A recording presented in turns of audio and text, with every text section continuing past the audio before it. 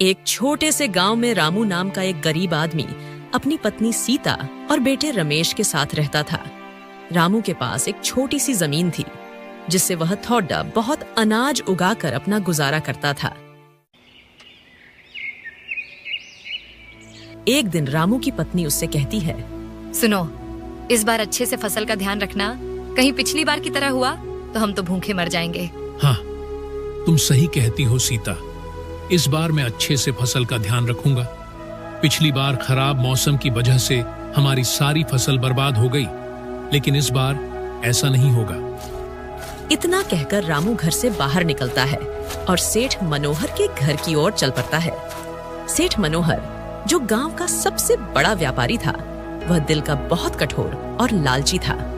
चलते चलते रामू सेठ के पास पहुंचता है। सेठ जी, मुझे इस बार आपके पास से कुछ उधारी चाहिए। पिछली बार मेरी फसल बहुत खराब हो गई थी और अब घर की जरूरतों को पूरा करने के लिए कुछ रुपये चाहिए। रामू, तुम्हारे जैसे गरीब लोगों को उधारी देने से मेरा क्या फायदा? तुम जानते हो कि मुझे ऐसे लोगों से कोई सहानुभूति नहीं है। तुम अगर कुछ काम नहीं कर सकते तो मैं क्या कर सकता हूँ? सेठ जी, मैं सच में कड़ी मेहनत करता हूँ, पर इस बार मौसम ने मुझे धोखा दिया था। अगर आप मुझे कुछ उधारी दे सकें तो मैं आपका उधार अगले कुछ महीनों में चुका दूंगा। अच्छा, तो तुम चाहते हो कि मैं तुम्हें पैसे दूं?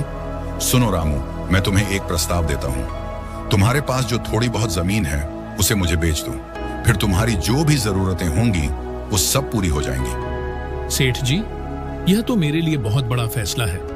वह जमीन मेरे परिवार की बहुत पुरानी संपत्ति है, उसे मैं कैसे बेच सकता हूँ? तो फिर तुम ही फैसला करो।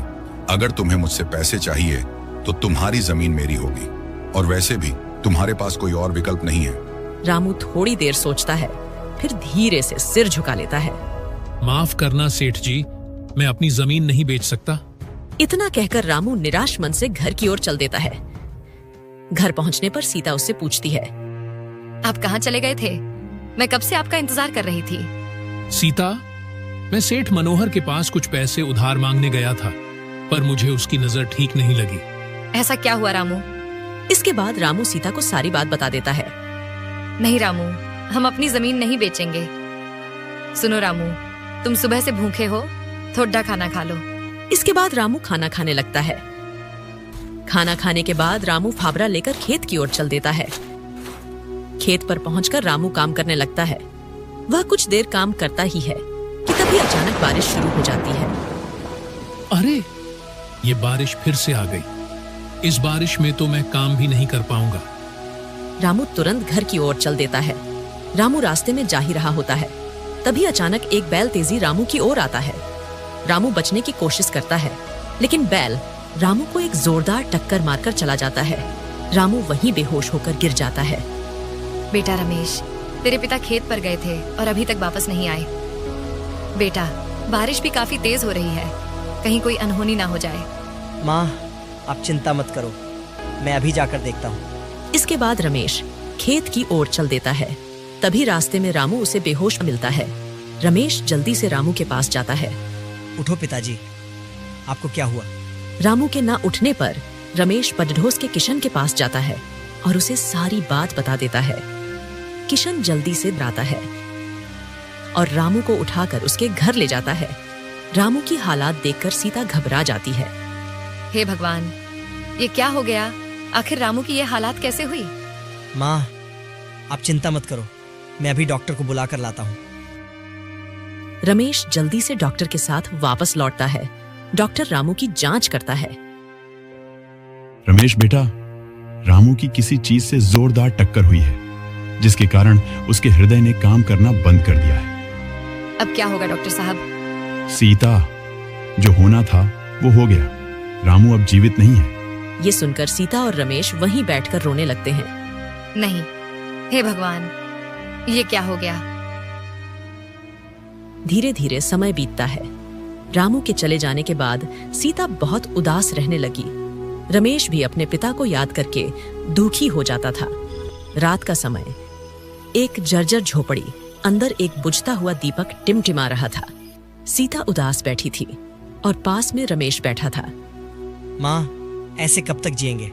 हम रोज अधपेट सोते हैं, कहीं कोई काम नहीं मिलता। ऐसा कब तक चलेगा? बेटा चिंता मत कर, मेहनत से ही पेट भरेगा, कोई ना कोई रास्ता जरूर निकलेगा। लेकिन माँ, गांव में मजदूरी के लिए भी कोई काम नहीं बचा और फसल तो मुश्किल से खाने लायक ही हो पाती है। हम खुद का कुछ काम शुरू करेंगे बेटा, अपनी मेहनत की रोटी खाएंगे। अगली सुबह माँ और बेटा झोपड़ी के बाहर बैठकर सोच रहे थे। हाँ माँ, ये विचार तो ठीक है, लेकिन हमारे पास कुछ भी नहीं है। दुकान कैसे खोलेंगे? बेटा हमारे पास हिम्मत और हुनर है। मैं पराठे अच्छे बना सकती हूँ। अगर सड़क किनारे एक छोटी सी दुकान लगा ले तो हमारा काम बन सकता है। लेकिन माँ, उसके लिए तो चूल्हा, आटा और सब्जियाँ चाहिए। हमारे पास पैसे भी नहीं है। बेटा कुछ भी आसान नहीं होता, हमें कोशिश करनी होगी। सीता अपनी बची हुई पुरानी चूल्ही निकालती है और पास के सुनार के पास बेचने जाती है। रमेश भी उसके साथ में जाता है। अरे सीता बहन, क्या बात है? ये चूड़ी क्यों बेच रही हो? भाई साहब, कुछ जरूरत आन पड़ी है, बस जो उचित दाम मिले दे दीजिए। ये पुरानी चूड़ी है, ज्यादा दाम नहीं दे सकता, सिर्फ 500 रुपए दे सकता हूँ। ये तो बहुत कम है। कोई बात नहीं भाई साहब, दे दीजिए। सीता पैसे लेकर किराना की दुकान पर जाती है और जरूरत के हिसाब से आटा, तेल और मसाले खरीदती है।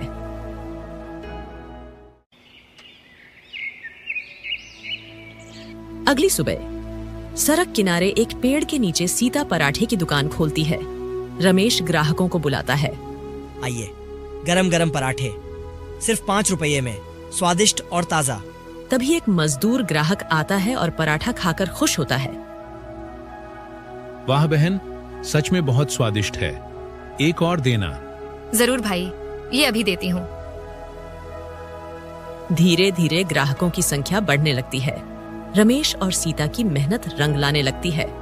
शाम का समय, सड़क के किनारे बनी सीता की छोटी सी दुकान पर हलचल थी। बहन जी, आपके पराठे तो बहुत स्वादिष्ट हैं। हाँ, सच में आपका पराठा खाकर पेट भी भरता है और दिल भी खुश हो जाता है। धन्यवाद भैया, मेहनत से बनाए हैं, प्यार से खाइए। माँ, आज तो पहले दिन ही अच्छी बिक्री हो रही है। हाँ बेटा, मेहनत का फल मिलने लगा है, लेकिन हमें और मेहनत करनी होगी। तभी सेठ मनोहर घोड़े पर सवार होकर आता है और दुकान को देखता है। अरे, ये उसी रामू की पत्नी है जिसने मुझे जमीन देने से मना किया था। इसे अभी मजा चखाता हूँ। अरे, ये क्या हो रहा है? सड़क के किनारे अवैध दुकान किसकी इजाजत से लगा रखी है? साहब, हम गरीब हैं, बस अपना पेट पालने के लिए ये दुकान लगाई है। ये जगह मेरी है, मैं यहाँ कोई ठेला फेरी नहीं चाहता। तुरंत हटाओ इसे। सीता उससे विनती करती है। साहब, हमें बस 2 वक्त की रोटी के लिए यह दुकान चलाने दीजिए। हम किसी को कोई नुकसान नहीं पहुंचा रहे। नहीं, अगर मैंने कल यहाँ फिर से तुम्हारी दुकान देखी तो पुलिस बुला लूंगा। सेठ घोड़े पर बैठकर चला जाता है। सीता और रमेश चिंता में पड़ जाते हैं। माँ, ये तो अन्याय है।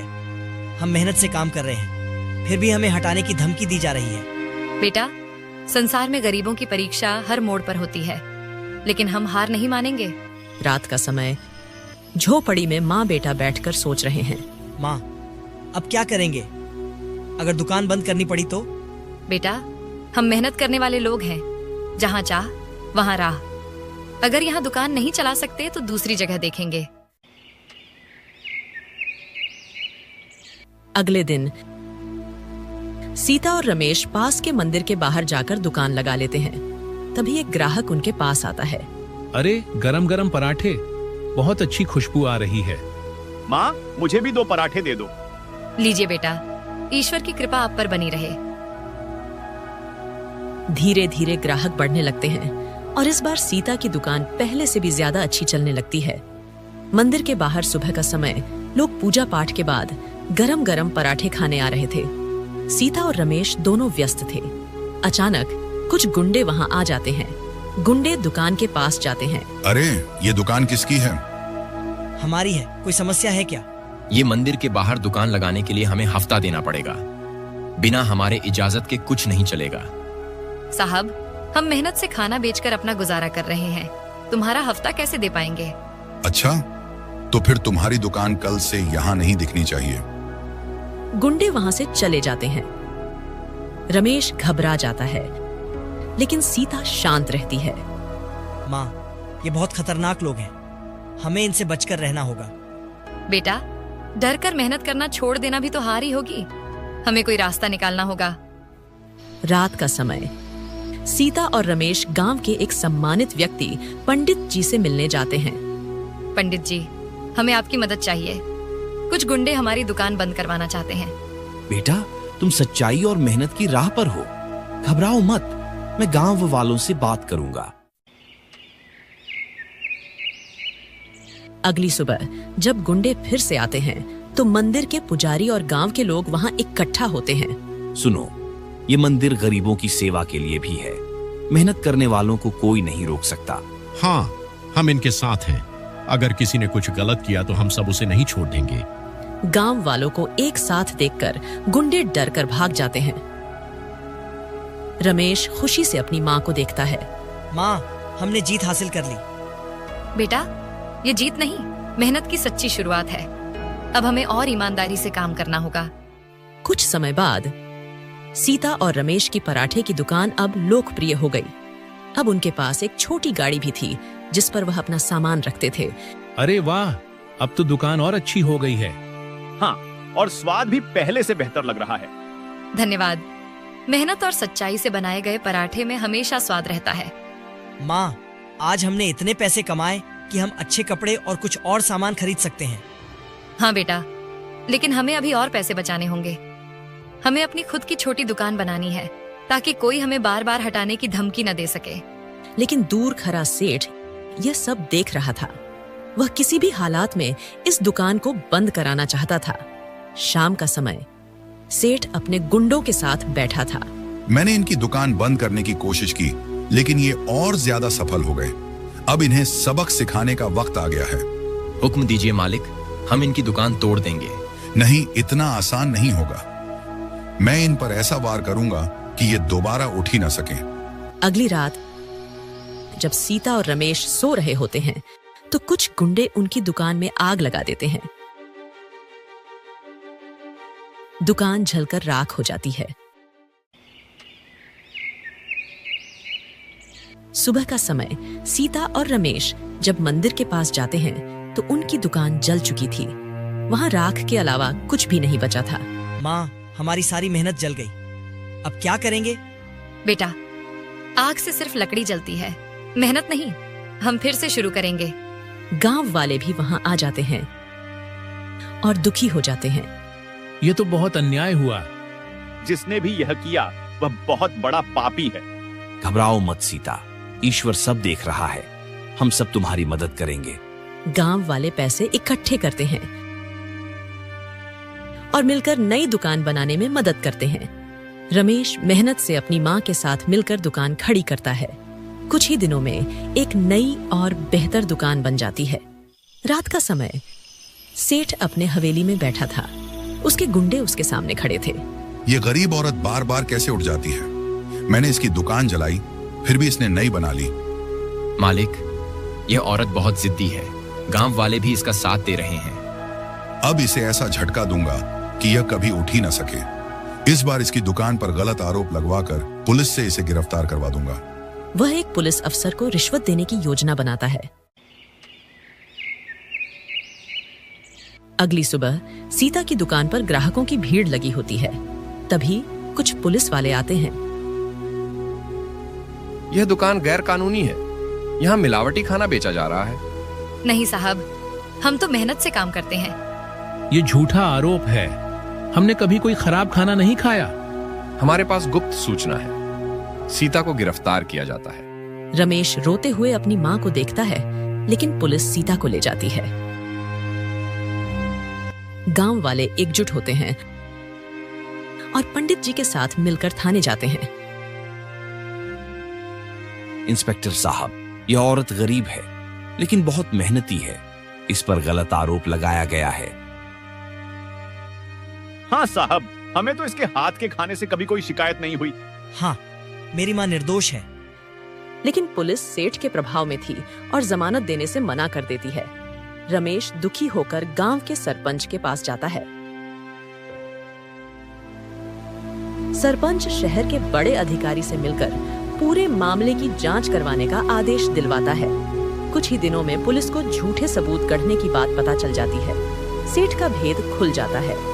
हमें माफ कर दीजिए सीता देवी, हमने शक के दायरे में तुम्हें गिरफ्तार किया। आप निर्दोष हैं। सीता छूट जाती है और सेठ को गिरफ्तार कर लिया जाता है। गांव के लोग खुश थे कि सीता निर्दोष साबित हो गई और सेठ को जेल हो गई। लेकिन रमेश जानता है कि यह आदमी आसानी से हार मानने वाला नहीं है। माँ, वह आदमी सिर्फ कुछ दिनों के लिए जेल गया है। उसके पैसे और ताकत के कारण वह जल्दी छूट जाएगा। बेटा, बुराई की उम्र ज्यादा नहीं होती, हमें धैर्य रखना होगा। नहीं माँ, इस बार मैं उसे ऐसा सबक सिखाऊंगा कि वह दोबारा किसी गरीब का हक न छीन सके। रमेश गांव के सरपंच और पंडित जी से मिलने जाता है। बेटा, अगर हमें उसे हमेशा के लिए सजा दिलवानी है तो हमें और सबूत जुटाने होंगे। हाँ, हमें उसके पिछले अपराधों का भी पर्दाफाश करना होगा। रमेश और गांव के कुछ युवा सेठ के पुराने नौकरों से बात करते हैं, जिनके साथ सेठ ने बुरा बर्ताव किया था। वहाँ उन्हें कई चौंकाने वाली बातें पता चलती हैं। हाँ, मालिक ने कई गरीब किसानों की जमीन जबरदस्ती हड़प ली थी। जो विरोध करता था उसे मारपीट कर भगा देते थे। क्या आपके पास इसका कोई सबूत है? हाँ, मालिक के पुराने दस्तावेज अभी भी उनकी कोठी में रखे हैं। रमेश अपने साथियों के साथ कोठी में जाता है और चोरी छिपे सारे दस्तावेज निकाल लेता है। उन दस्तावेजों में कई गरीब किसानों की जबरन हड़पी गई जमीनों के सबूत थे। रमेश इन सबूतों को पुलिस के पास ले जाता है। इन नए सबूतों के आधार पर सेठ पर धोखाधड़ी, जमीन हड़पने और गरीबों के शोषण के कई आरोप सिद्ध होते हैं। उसे आजीवन कारावास की सजा दी जाती है। पूरा गांव खुशी से झूम उठता है।